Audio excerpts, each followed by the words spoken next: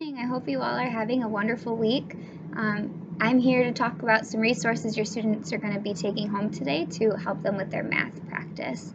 So for the last couple weeks, I've been testing your student on forward and backward counting. It is our first grade goal to be able to count forward and backwards between 1 and 100 by the end of the year. And so they're making their very own number line that goes from 1 to 100 today. Looks kind of like this. Theirs is white, mine is purple. And they're going to be taking home this little half sheet as well. So on this half sheet, it'll tell you if they're focused more on counting forward or backward, what their number range is. And then right here, it also gives some activities that you can do with your student to help them with their practice. And I'm going to demonstrate some of those activities. Instead of using a big hundreds number line, I'm just going to use 1 through 10.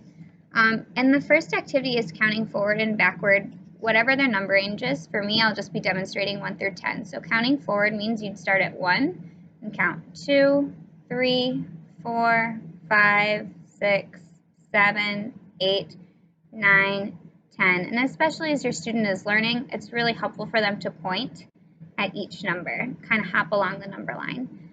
Counting backwards means that they would start at 10 and go back 9, 8, 7, 6, 5, 4, 3, 2, 1.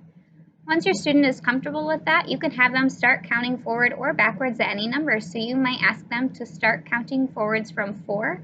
So they would start 4, 5, 6, 7, and you can have them stop at any time. The next activity to practice is find the number and then whatever number within their range. So if your student's range was between 1 and 10, you might ask them to point to the number 7. And they need to find the number 7 and point to it on the number line. Find the number 3. They're going to point to the number 3 on the number line. And the last activity to practice with your student is what number comes before if they are working on backwards counting, or what number comes right after if they are working on forwards counting. So if I'm working on forwards counting, I might say what comes right after 6, and I would point 7. What comes right after 3? 4. If I'm working on backwards counting, I would ask what number comes right before 2?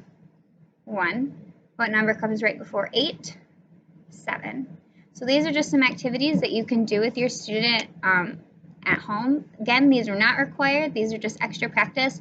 For my friends who are working on forwards and backwards counting, this is the same stuff that we're going to be doing in class with a couple more activities that we'll be doing with me.